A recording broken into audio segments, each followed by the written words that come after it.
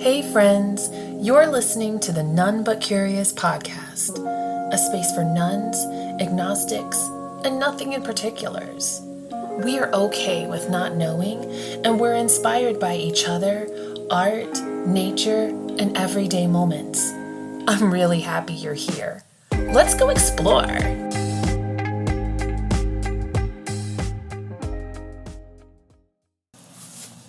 You know, I've recorded and re-recorded this episode a few times already now, and I think it really represents my tumultuous relationship with the moon. I have always loved the moon. I affectionately call her Luna, and she goes by many names, I know. I appreciate how I look in the moonlight. I look absolutely stunning with my big dimples and my pale skin. And I'm captivated by the moon. I can stare at a full moon for hours and not tire of looking at it. But I don't like the way I feel in certain cycles of the moon. I am truly governed by the moon. I am an astrological Cancer, and I get really angry when things align regarding descriptions. Can you hear it in my voice? But I always joke that I am governed by the moon, my moods, and food. And it's true. So, with it being summer, it's bothering me that there's more daylight outside. I wouldn't say bother. It's just weird looking outside at 9:30 at night and it's still kind of, I don't know, in between dusky. Although I will say, if not for the bad air quality right now, I would totally be chasing fireflies. That is an awesome part about summer. But that's not what we're talking about. Talking about the moon. She's a shifty little lass. Quite literally, constantly moving around in her own cycle. And it occurred to me just a few minutes ago that maybe I've been paying attention to the wrong cycles. So I've always thought, for months now, years maybe, that the full moon is something I react to. I joke that I'm a werewolf. But while I was meditating a few minutes ago, it came to me, there's another cycle before the full moon, and that is the cycle that I feel the pull of the moon. I feel it. And that is the waxing gibbous phase. So it's almost full, not quite full, still very radiant. And so I was looking up characteristics of this phase. How does this phase make most people feel? And I'm annoyed. I'm annoyed because it's associated with self-confidence rituals, redefining your goals or putting them into action before the full moon cycle arrives. It's all about healing, self-care, restoration, attracting wealth and money. And the reason I'm frustrated is because I follow this cycle and I didn't know. I mean, I have access to the internet and books and I read a lot, but there's a part of me that no matter how much I read information, sometimes I forget. And maybe it's a curse, maybe it's a good thing. I'm not too sure. It's just a thing that happens to me. I'm bad with names. I forget information. Like, when I see the same animal totem over and over again, I have to look it up. And I'm always surprised, like, whoa, that's what that indicates? Yeah, you've read about this animal 15,000 times. So it's the same thing with the moon.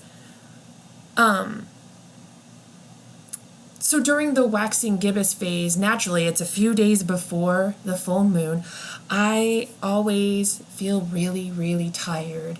And I get into this mode of, the house cleaning can wait a couple of days. I'll get to it.